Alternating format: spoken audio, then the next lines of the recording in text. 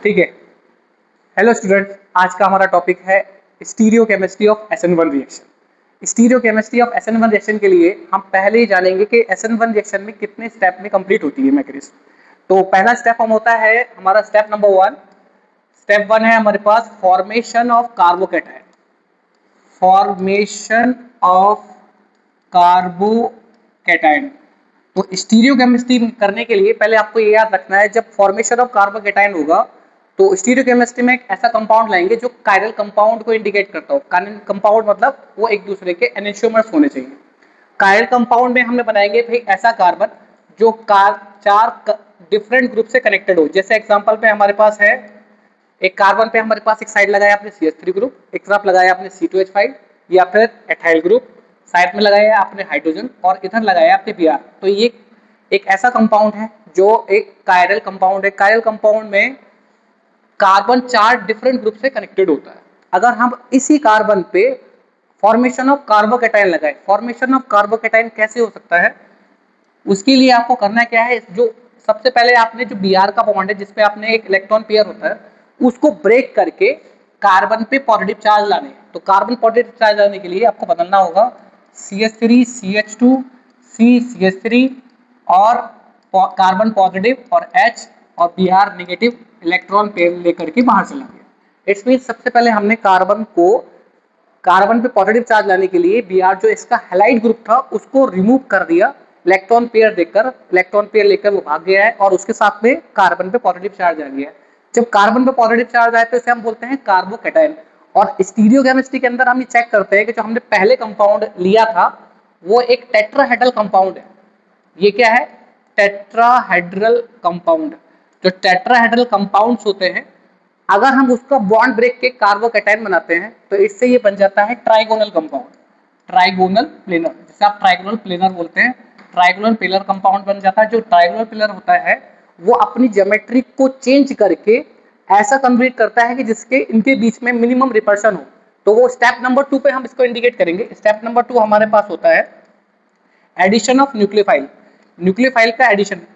Addition of nucleophile कैसे होगा, उसके लिए आपको पहले जो कंपाउंड बन के आया है उसको हम ऐड करेंगे इसके साथ में। पहले हम कंपाउंड लेंगे CH3 CH2 C CH3 एक H कार्बन पॉजिटिव। अब ये जो कंपाउंड है इसके अंदर हम वेस्पर थ्योरी का फॉर्मूला लगाएंगे जिसपे हमने क्या करना होगा, इनके बीच में मिनिमम रिपल्शन लाना होगा। मिनिमम रिपल्शन कैसे होगा, तो हम इसको ऐसा कन्वर्ट कर लेते हैं। देखें, कार्बन लिया, ऊपर CH3 कर लिया, नीचे हमने क्या कर लिया CH3 CH2 और यहाँ पर एक हो गया हाइड्रोजन।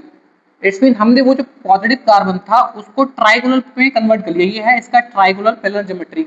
अब इस ट्राइगोनल प्लेनर ज्योमेट्री पे हम इसके न्यूक्लियोफाइल को ऐड करेंगे। तो न्यूक्लियोफाइल कहाँ से आया, सपोज न्यूक्लियोफाइल हमारे पास होता है OH नेगेटिव।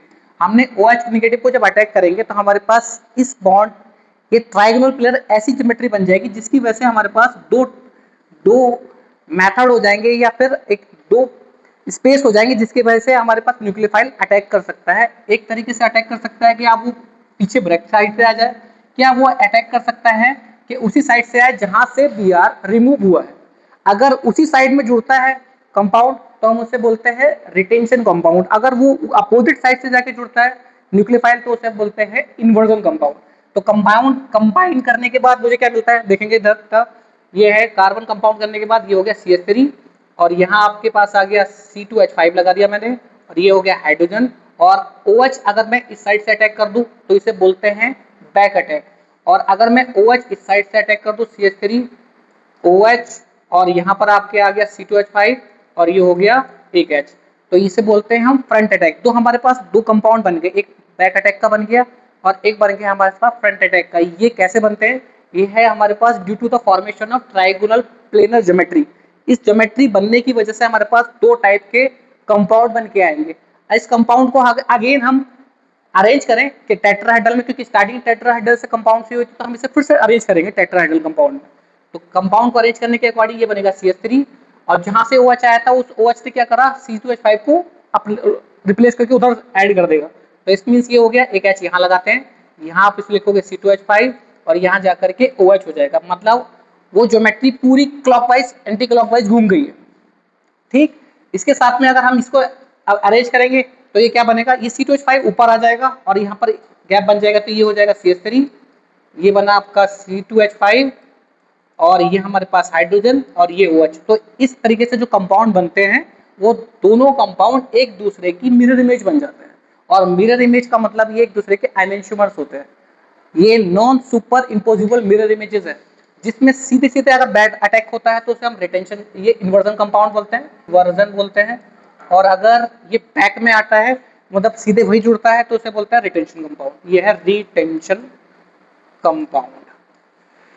ठीक, तो इस कंपाउंड के SN1 के अकॉर्डिंग ये हमारे पास दो कंपाउंड बनते हैं, इन्वर्जन कंपाउंड और रिटेंशन कंपाउंड। मैं जरा इसको अगेन फिर राइट करके लिख देता हूँ। ये है इसका retention compound. Retention compound, retention का मतलब होता है बिल्कुल रिटेन रहना। रिटेन का मतलब जहां पर Br निकला है वहीं पर OH का जुड़ जाना, उसे रिटेन बोलते हैं। रिटेन अपनी पोजीशन को नहीं बदल रहा है, उसे रिटेंशन बोलते हैं। बट अगर पोजीशन न्यूक्लियोफाइल बदल के अपोजिट पे जाके जुड़े बैक अटैक पे, तो उसे हम बोलते हैं इन्वर्जन कंपाउंड। इट्स मीन हमारे पास जब स्टीरियोकेमिस्ट्री हमसे पूछी जाती है SN1 की, तो हमारे पास दो टाइप के कंपाउंड बनते हैं, इन्वर्जन कंपाउंड और रिटेंशन कंपाउंड। और दोनों ही कंपाउंड जो बनते हैं वो हमारे पास 50% इन्वर्जन होता है और 50% रिटेंशन होता है। अब जिस कंपाउंड में एक ऐसा मिक्सचर बनता हो जिसमें 50% इन्वर्जन हो 50% रिटेंशन हो, तो ऐसे कंपाउंड में एक मिक्सचर बनता है, उस मिक्सचर को हम बोलते हैं रेसेमिक मिक्सचर। Racemic mixture. और जो रेसेमिक मिक्सचर है बनने की प्रोसेस को, रेसेमिक मिक्सचर बनने की प्रोसेस को हम रेसेमाइजेशन बोलते हैं।